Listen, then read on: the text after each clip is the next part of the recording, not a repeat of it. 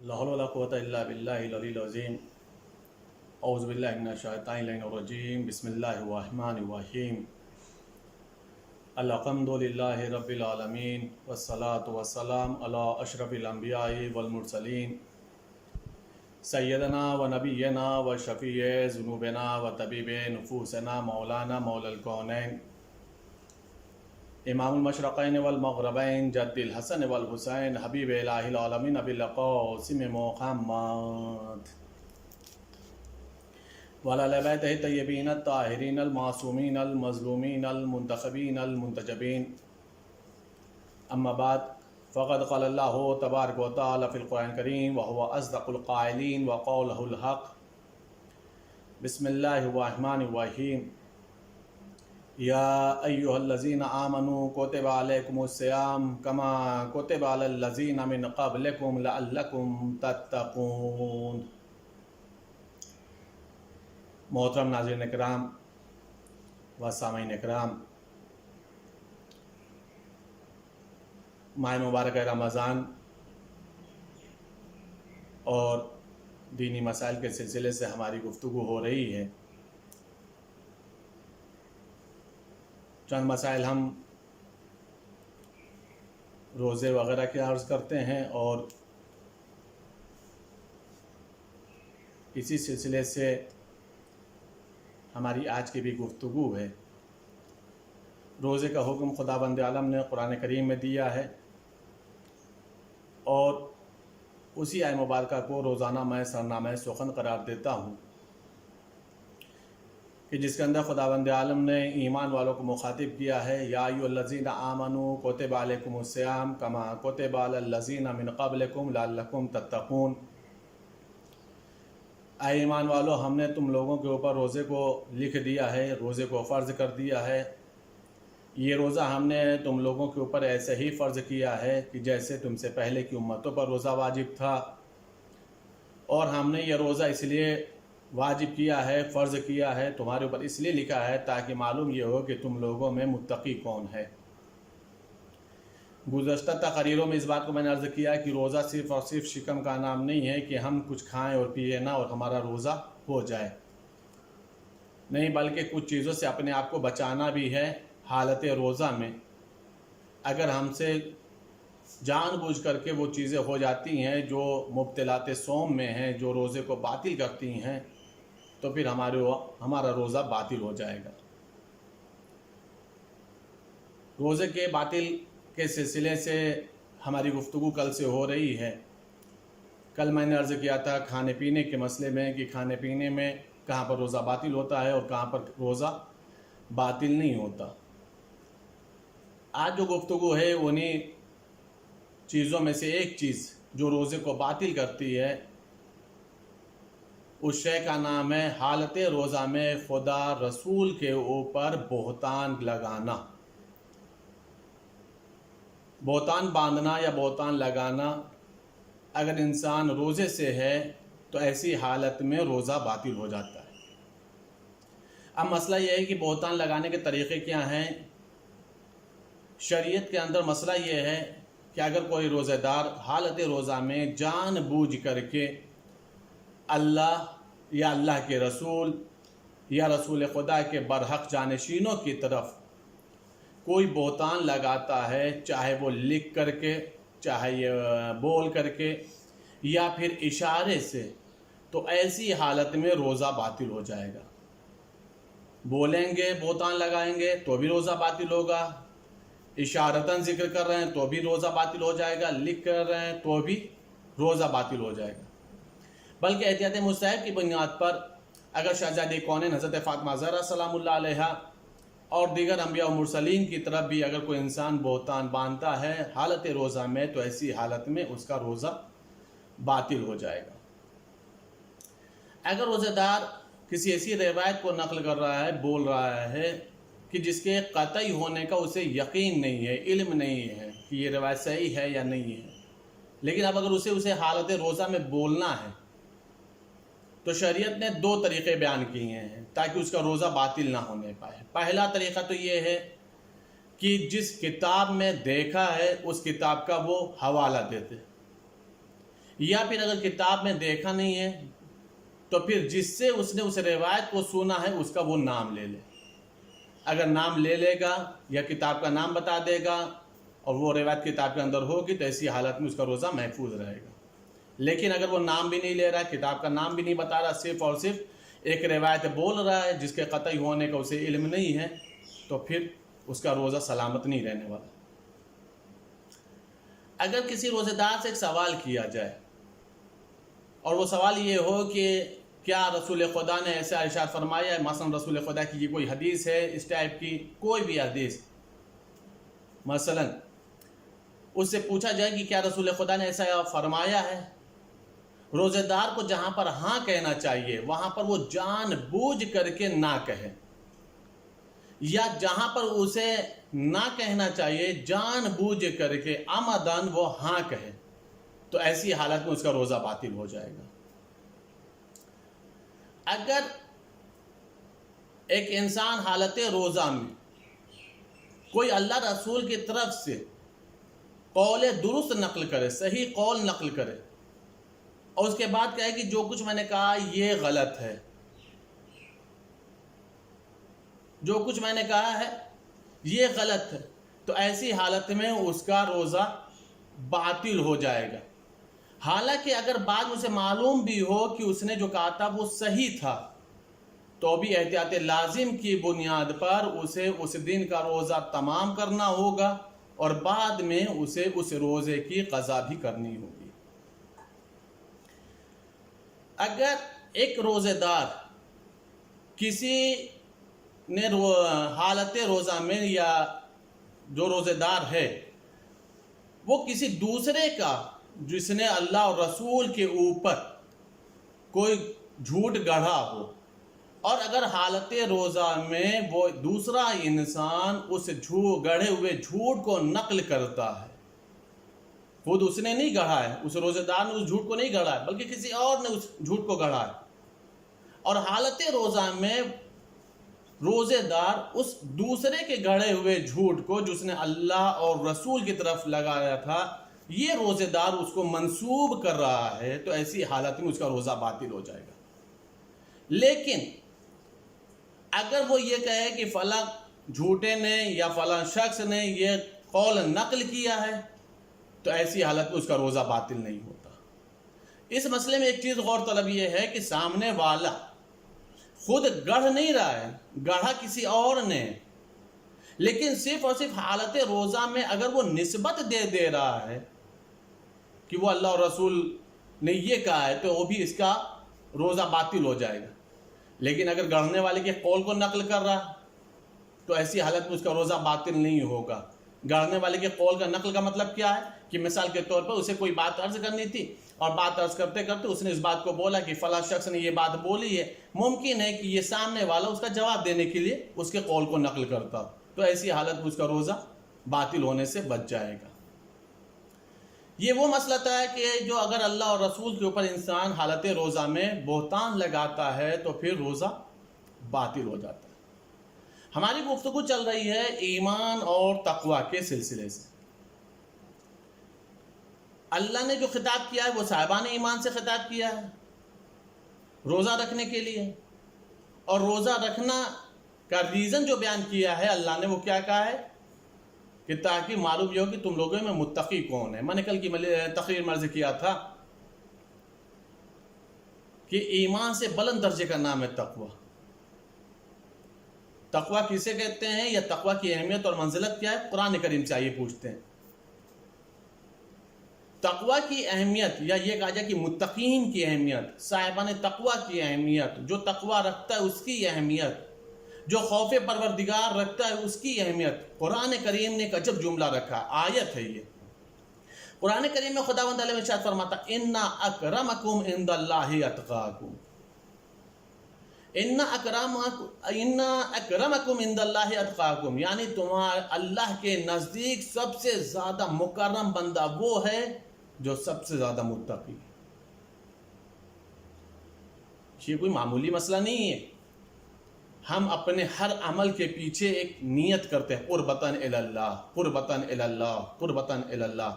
کوئی بھی واجب عمل انجام دیتے تو بھی کہتے ہیں قربتاً الی اللہ، مستحب عمل انجام دیتے ہیں تو بھی کہتے ہیں قربتاً الی اللہ۔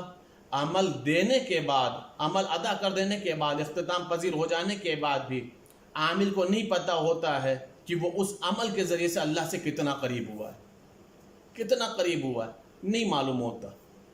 ممکن ہے کہ بہت زیادہ قریب ہو گیا ہو، لیکن بہرحال کہانی جا سکتا ہے وہ کتنا قریب ہوا ہے۔ اللہ کہہ رہا ہے اگر تم ہمارے مکرم بندے بننا چاہتے ہو، صاحب تکریم بننا چاہتے ہو، ہماری نگاہوں میں چاہتے ہو کہ تمہاری کوئی قدر و منزلت ہو، تو تمہیں چاہیے کہ تم تقوی اختیار کرو۔ اگر تم متقی ہوگے تو خود بخود اللہ کی نگاہوں میں مکرم بن جاؤ گے۔ ایمان کا مسئلہ کیا ہے؟ ایمان 3 شے کا نام ہے، 3 چیزوں کا نام ہے ایمان۔ اب وہ جتنا انسان ان تینوں میں زیادتی کرتا جائے گا، کثرت ہوتی جائے گی، اضافہ ہوتا جائے گا، اتنا ہی زیادہ درجہ ایمان کو وہ حاصل کرتا جائے گا۔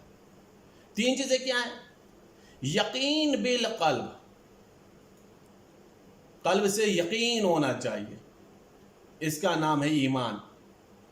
جس چیز کا ہم نے یقین کیا قلب سے، اس کا زبان سے اقرار ہونا چاہیے، جسے کہتے ہیں اقرار باللسان، زبان سے اقرار ہونا چاہیے۔ اور جس چیز کا ہم نے زبان سے اقرار کیا ہے، اس چیز کا اظہار ہونا چاہیے اعضاء اور جوارح سے، عمل بالجوارح۔ اب یہ 3 چیزوں میں جتنا زیادہ کثرت ہوگی، یقین جتنا بڑھتا جائے، زبان کا اقرار جتنا زیادہ ہوتا جائے، اور جن چیزوں کو اللہ نے حکم دیا عمل انجام دینے کے لیے وہ جتنا زیادہ ہوتا چلا جائے، اتنا ہی زیادہ ایمان میں اضافہ ہوتا چلا جائے گا۔ تاریخ میں ایسے بہت سارے لوگ ہیں جو بظاہر ایک عام انسان تھے، لیکن ایمان و تقوی کی وجہ سے ان لوگوں نے اپنے آپ کو وہاں پر پہنچا دیا کہ جہاں پر معصوموں کی نگاہ میں ان کی قدر و منزلت بڑھ گئی، اہل بیت کی نگاہ میں ان کی قدر و منزلت بڑھ گئی۔ یہ کسی خاندانی بیس پر نہیں، بلڈ ریلیشن پر نہیں، عرب و عجم کی بنیاد پر نہیں، مکہ مدینہ اور حجاز کے نام پر نہیں، یہ صرف اور صرف جو عظمت ان لوگوں کو نصیب ہوئی ہے وہ ایمان اور تقوی کی وجہ سے ہوئی۔ انہی لوگوں میں ایک شخصیت جناب ابو حمزہ صومالی، جن کی ہم لوگ دعائے سحر پڑھتے ہیں۔ ان کو 4 معصوم کا دور نصیب ہوا دیکھنے کی، زیارت کا شرف نصیب ہوا۔ 7ویں امام تک وہ زندہ رہے ہیں، 7ویں امام کے دور تک۔ 8ویں امام نے ان کے لیے ایک جملہ ارشاد فرمایا، جناب 8ویں امام فرماتے ہیں ابو حمزہ صومالی اپنے زمانے کے سلمان فارسی۔ یہ مبالغہ نہیں ہے، سلمان فارسی سے نسبت دینا کہ سلمان فارسی کے برابر، اس کا مطلب یہ ہے کہ ابو حمزہ صومالی اپنے دور میں 10ویں درجے کا ایمان رکھتے تھے۔ جس طریقے سے سلمان فارسی پیغمبر کے زمانے میں، امیر المومنین کے زمانے میں 10ویں درجے کا ایمان رکھتے تھے، اسی طریقے سے ابو حمزہ صومالی۔ یہ کس بنیاد پر ہوا؟ یہ ہوا صرف اور صرف ایمان اور تقوی کی بنیاد کے اوپر۔ 7ویں امام نے ان کو اپنا سلام کہلوایا تھا۔ معصوم انہیں اپنا سلام کہلوایا کوئی معمولی بات ہے؟ اس قدر عظمت و منزلت تھی ابو حمزہ صومالی کی۔ آپ ان کی ایمان کی طاقت کا اندازہ لگائیں، ان کے ایمان کی صلاحیت کا اندازہ لگائیں، ان کے لذت ایمان کو سمجھیں، ان کے قوت ایمان کو سمجھیں۔ آپ ایک چھوٹی سی روایت ہے، اس سے اندازہ لگے گا کہ یہ کس حد تک اپنے آپ کو اہل بیت سے قریب پہنچا چکے تھے، اللہ سے قریب کر چکے تھے۔ روایت کے جملے یہ ہیں کہ ان کی ایک چھوٹی سی بیٹی تھی، وہ بالا خانے سے گر گئی، اس کا ہاتھ ٹوٹ گیا، ابو حمزہ صومالی کی۔ جب اس کا ہاتھ ٹوٹ گیا تو وہ لے کر کے طبیب کے پاس پہنچے، حکیم کے پاس پہنچے۔ بیٹی جو تھی وہ ہاتھ کے ٹوٹنے کی وجہ سے، ظاہر سی بات ہے کمسن لڑکی تھی، کمسن بچی تھی، چوٹ لگ گئی تھی تو بے پناہ رو رہی تھی۔ ابو حمزہ صومالی بیٹی کو لیے ہوئے طبیب کے پاس پہنچے، حکیم کے پاس پہنچے۔ اور پہنچنے کے بعد کہا کہ میری بچی کا ہاتھ ٹوٹ گیا ہے، دیکھ لیجئے، اس کو ٹھیک کر دیجئے۔ اب وہ بھی اس زمانے کے بعد کیسے ہاتھ جوڑے جاتے تھے، کیسے ٹریٹمنٹ ہوتا تھا، کیسے دوائی لگائی جاتی تھی، بہرحال حکیم نے جیسے ہی اس کا ہاتھ دیکھا اور ٹوٹی ہوئی جگہ پر اس نے اپنا ہاتھ رکھا، حکیم نے، طبیب نے، ویسے ہی ابو حمزہ صومالی کی بیٹی چیخ مار کر رونے لگی۔ جیسے چیخ مار کر کے روئی تو ابو حمزہ صومالی سے برداشت نہیں ہوا۔ انہوں نے دل ہی دل میں دعا کی، میرے معبود، مجھ سے میری بیٹی کی تکلیف نہیں دیکھی جاتی، تو ہی میری بیٹی کو شفا دے دے۔ دعا میں بہت اثر ہے۔ معصوم کی حدیث سے عبادت کے مغز کو دعا کہتے ہیں۔ معصوم کی حدیث دعا سلاح المومن، دعا مومن کا سلاح ہے۔ رمضان مبارک میں جب انسان دعا کرتا ہے تو باب اجابت سے دعائیں ٹکراتی ہیں۔ معصوم فرماتے ہیں خداوند عالم اس وقت اپنے بندوں پر رحمت کی نگاہ ڈالتا ہے جب بندہ نماز کے بعد اپنے دست دعا کو آسمان کی طرف بلند کرتا ہے۔ خداوند عالم وجد میں، مشیت وجد میں آ جاتی ہے کہ میرا بندہ میرے آگے ہاتھ پھیلا رہا ہے، پوری کائنات سے بے نیاز ہے، وہ میرا نیاز مند بندہ مجھ سے طلب کر رہا ہے۔ دعا میں وہ طاقت ہے، وہ صلاحیت ہے کہ جس چیز کو ہم سمجھتے ہیں کہ نہیں ہو سکتا ہے، دعا اسی چیز کو کر کے دکھا دیتی۔ جہاں پر ذہن انسانی، فکر انسانی جواب دے دیتی ہے، اس چیز کو وجود میں جو لے آئے اسے دعا کہا جاتا ہے۔ جہاں سے انسان متحیر اور تعجب میں پڑ جاتا ہے، اس شے کا نام دعا ہے۔ ابو حمزہ صومالی سے اپنی بیٹی کا تڑپنا نہیں دیکھا گیا، کہا میرے معبود تو اسے شفا دے دے۔ نہ جانے زبان اور قلب میں کیا ربط تھا، کیا رابطہ تھا، یا یہ کہا جائے دعا کتنا جلدی باب اجابت سے ٹکرائی کہ حکیم ابو حمزہ صومالی کی بیٹی کے ہاتھ کو چھوڑ کر کے دوسرے حجرے میں گیا سامان لانے کے لیے، اور اتنے ہی دیر میں لب ہلے تھے ابو حمزہ صومالی کے، قلب سے دعا نکلی تھی۔ روایت کے جملے یہ ہیں کہ جب حکیم واپس آئے تو کیا دیکھا، بیٹی صحیح سلامت بیٹھی ہوئی ہے، ابو حمزہ صومالی کی بیٹی کو کوئی تکلیف نہیں ہے، ہاتھ جو ٹوٹا ہوا تھا، جو زخمی تھا، وہ خود بخود صحیح ہو گیا۔ حکیم خود تعجب میں پڑ گیا، اس نے پہلے ایک ہاتھ دیکھا، اسے شک ہوا کہیں شاید دوسرا ہاتھ رہا ہوگا، لیکن جب اس نے دیکھا تو دونوں ہاتھ صحیح۔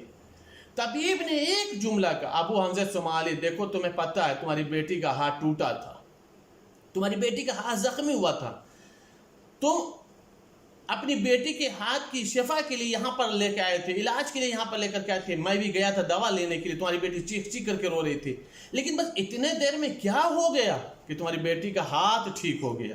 ابو حمزہ صومالی مجھے سمجھ میں نہیں آتا۔ ابو حمزہ صومالی مسکرائے اور مسکرانے کے بعد کوئی جواب نہیں دیا، بلکہ روایت کے جملے یہ کہ بیٹی کو لیے ہوئے اپنے پاس نہیں آئے، اپنے گھر نہیں گئے، بلکہ اپنی بیٹی کو لیے ہوئے ابو حمزہ صومالی چوتھے امام کے پاس آئے، چوتھے امام کے پاس آئے، اور آنے کے بعد ایک جملہ کہا، فرزند رسول میری بیٹی کے ساتھ ایسا ایسا حادثہ پیش ہوا تھا، میں اپنی بیٹی کو لے کر حکیم کے یہاں گیا تھا، میرے بیٹی تڑپ رہی تھی، چیخ رہی تھی، لیکن پھر نہ جانے کیا ہوا کہ مجھے اپنی بیٹی کا چیخنا برداشت نہیں ہوا، میں سہن نہیں کر سکا، مجھے اس کا تڑپنا دیکھا نہیں گیا، میرے لب ہلے، دعا کیا، اور اس کے چند لمحے کے بعد میری بیٹی ایک دم ٹھیک ہو گئی، ہاتھ صحیح ہو گیا۔ فرزند رسول یہ کیا ہوا؟ مولا نے مسکرا کر ایک جملہ کہا، ابو حمزہ صومالی مومن کو دعا کرنے میں ٹائم لگتا ہے، اللہ کو دعا کو قبول کرنے میں ٹائم نہیں لگتا۔